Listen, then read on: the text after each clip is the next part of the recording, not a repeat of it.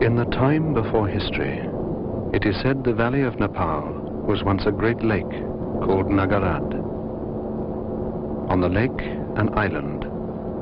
On the island, an eternal flame. To the lake came Manjushri, a Buddhist prophet and forerunner of the Lord Gautama Buddha. With his sword, he cut the mountains. The lake drained, and Manjushri crossed over to the Lotus Island, where he knelt and prayed. Perhaps legend is only the dream of memory. Geology indicates the valley was once a lake.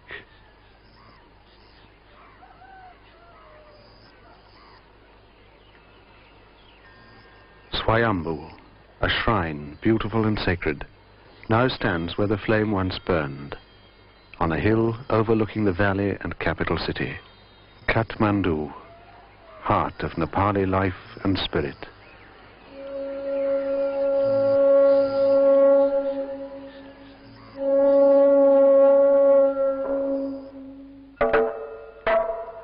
Of the first people in the age of stone and copper, almost nothing is known.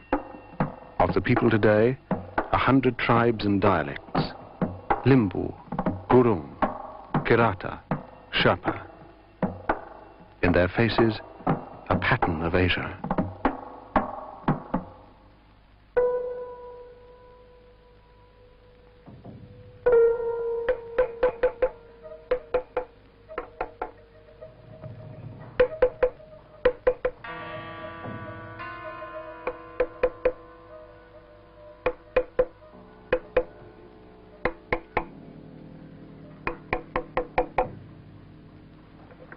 Tulsi Kumar is of the Newar, the people of the valley, the artisans of Nepal. One of only 3 men allowed to perform this task of ritual and creation. For at this moment, chosen by prayer and astrology, the work he does becomes a pulse beat of wakening life.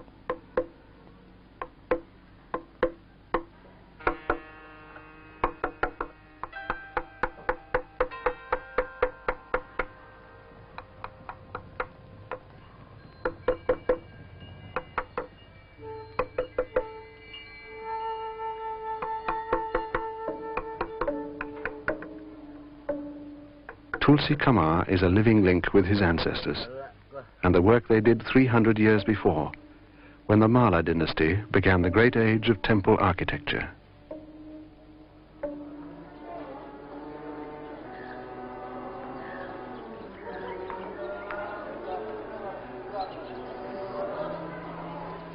In the 16th century, the Mala kings made the Kathmandu Valley the focal point of their culture. 3 cities: Bhaktapur, Patan, Kathmandu.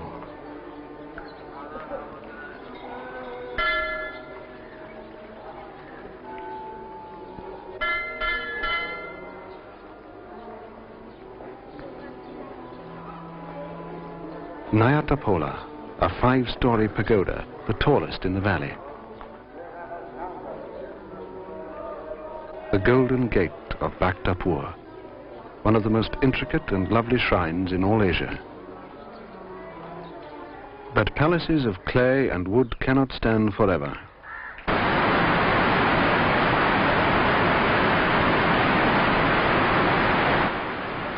The Kingdom of Nepal is 500 miles long by 100 miles wide, set in the foothills of the Himalayas. Its hills and valleys are like corrugated iron. Travel is from north to south, not across, but through. up the mountains till the roads become tracks and the bridges rope walks. A country of geographical extremes where the climate and monsoon erode even the face of the mountains. So, in the 20th century, survival and restoration for a commercial and completely modern contrast, tourism. The first temples to be restored were in Bhaktapur, the most medieval of the three valley cities. In 1968, the Federal Republic of Germany offered an external aid project to Bhaktapur, initially to supply the city's first sanitary and sewage systems. But temple restoration became part of this, and the birth of something far greater. Another temple in drastic need of attention on the northern edge of the valley, Changunurayan. The Temple of Changunurayan is one of the most important temples in the valley. It's a complete unit in itself, sitting on top of this hill. The whole area is surrounded by a marvelous collection of very old and very important stone sculptures. John Sanday, head of the UNESCO mission working in Nepal. These statues are some of Nepal's earliest stonework. They date from the first kings, and although they have endured since 200 AD, John Sanday has found problems that are 20th century and typically Western. One of our major problems here is the question of theft. Because the statues are just lying around in the open, we feel that they are so important that they should be given proper protection. Under our latest program, we're hoping to try and organize Changunurayan into one of our special conservation areas and carry out fairly detailed repairs to not only the buildings, but also establish a good and secure museum for some of the more important statues. The temple itself is in reasonable condition. The main problems have always been the protection of the roofs against vast outbreaks of grass, and these tend to attract moisture, and this moisture then rots the timber, and eventually the structure is damaged and the roof collapses. However, because this is such an important shrine, it's been possible for the local people to maintain the temple in fairly good condition.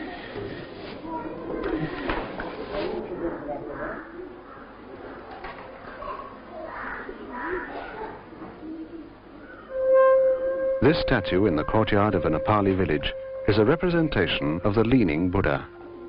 His neck is a tethering stake for cows. The dogs urinate at his feet. But the dignity and placid grace are still there, here in this place, when he was fashioned in the 5th century. The standing Buddha, garishly painted to try and restore the former beauty, 1400 years ago.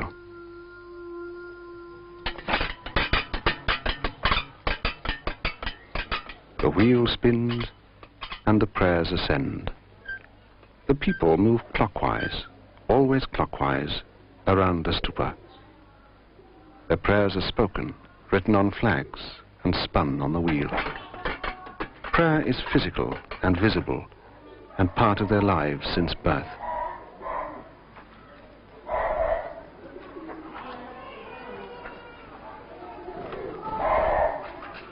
Buddhism itself began almost as a protest to Hinduism and rejects the class system of the latter.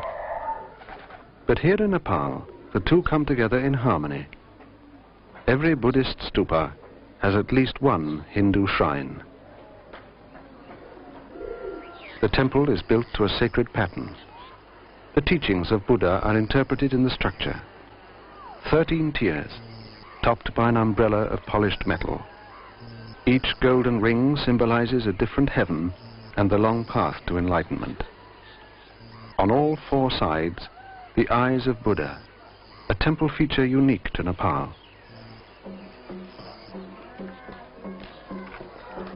Bodhanath is only a mile away from its great Hindu counterpart, Pashupatinath. But the casual blend of religion goes on today as it has always done. On the dome of the Buddhist temple, the monkey is a tolerated intruder, a mile away, he becomes the sacred, inviolate child of Hindu religion. Pashupatinath is the Hindu guardian spirit of Nepal, Lord Protector of all creatures. And this shrine, named after him, is the holiest in the country.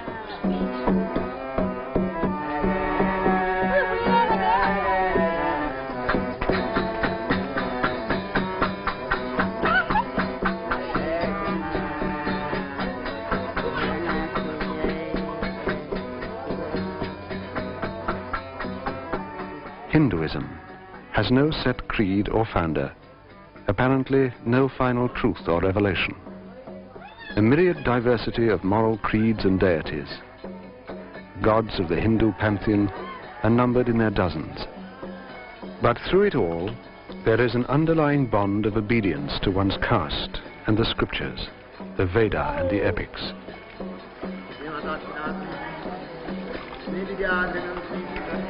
The Bagmati River, created by Manjushri when he cut the mountains, is now a sacred Hindu river.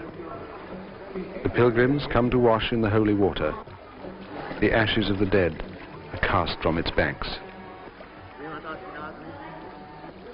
Nowhere else is there such a blend of people and animals, art and architecture, all in the spirit of religion. Every hill, every river and geographical feature is a reason to create a shrine and offer a prayer. The objects of religion seem to outnumber the people who pray before them.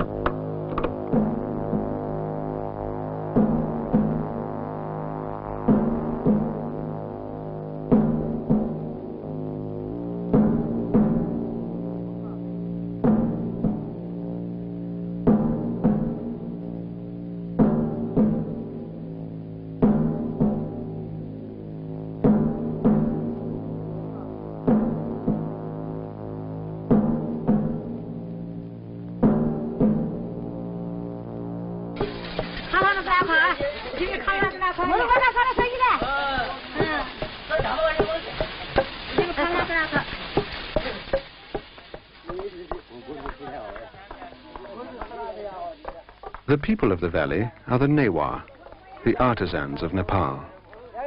And for these men, the day begins with a 7-mile walk to work. Their forefathers built the temples, and now, under a bold new UNESCO plan, the wheel has turned full circle, and the Newari craftsmen are being encouraged to take up the work of their ancestors. Work is the temple of the Hanuman Doka, the ancient royal palace of Nepal, and the greatest temple of the Malla dynasty. Before they enter the palace, they offer a prayer to Hanuman himself, guardian outside his temple, his face so terrible it cannot be seen.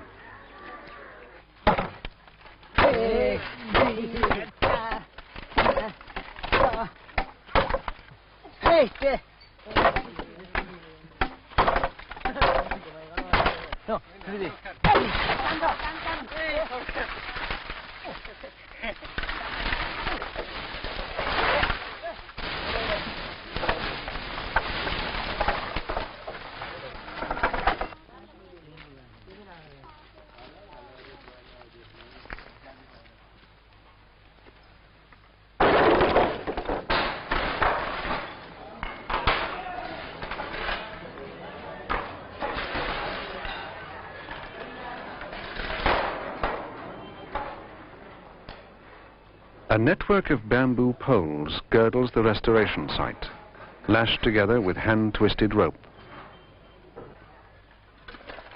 What is happening at Hanuman Doka is both restoration and revival. Basantapur Tower, the greatest, was the first to be restored. Now it stands again, proud and flamboyant. There, and at Kirtipur Tower, more than 80% of the general structure has been replaced by the 100-strong Nepali workforce. Other temples wait their turn. Lalitipur. The roofs will be lifted. Doors and windows removed in whole sections. The walls reduced to their component bricks so the rotten fabric can be cleared away and the restoration proper begun. Hanumandoka will not just have a facelift, it will be reassembled, literally piece by piece.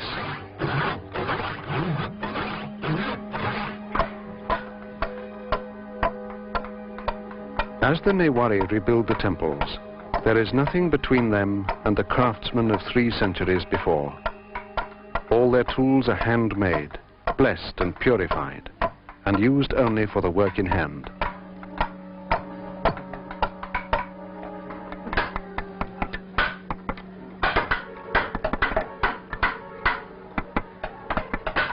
Restoration is foremost, but some of the statues and struts are too far gone to be saved. So, replicas are made, cut, chiseled and fitted into place. There are no nails or iron joints. The new becomes part of the old, and when the wood weathers, the face of centuries will be on the temple again.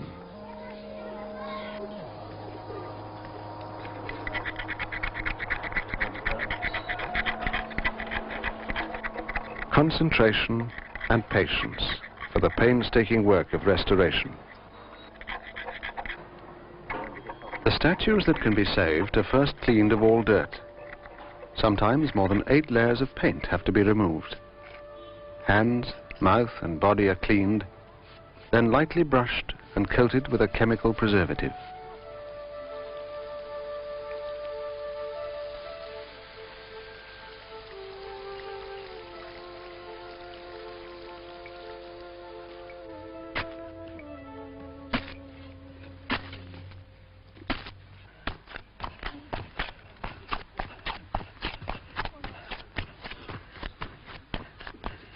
The temple bricks are of a special type called talaya. The technique of making them to exactly the same color and shape had to be learned again. UNESCO research finally pinpointed an area in a paddy field where the quality and chemical analysis of the clay were identical.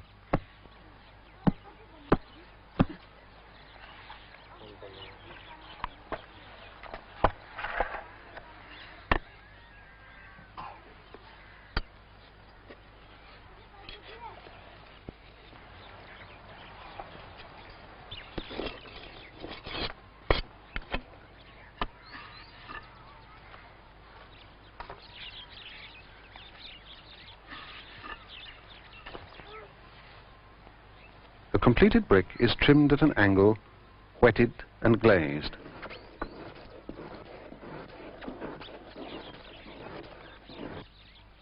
The bricks are then fired in an open-air kiln and laid out in stacks ready for use. This is how every temple in the valley must have begun, born of clay and the heat of the sun. The work will continue till all the temples stand as they did. And the artisans from the small village guilds will do the work themselves, just as their European counterparts built the great cathedrals.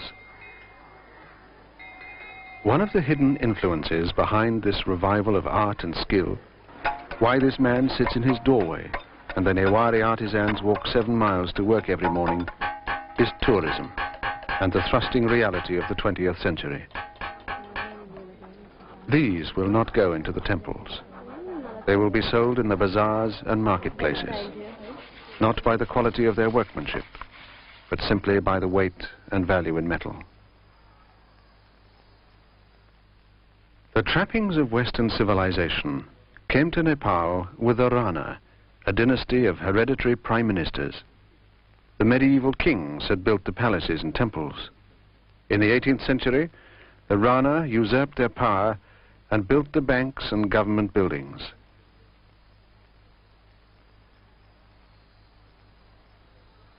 Their 200 years of dominance ended in 1950, and Nepal was opened to the outside world.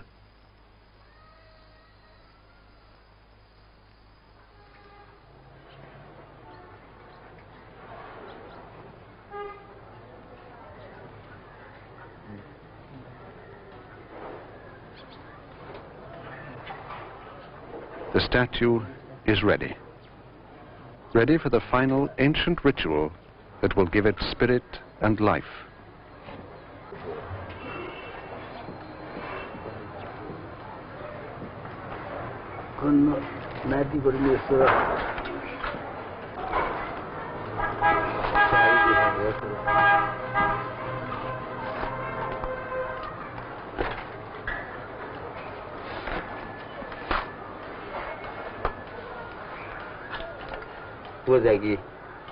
Tulsi Kumar must bless his carving. The eyes are open, but they must have vision. Tika, fire, rice and prayer, the ceremony of puja.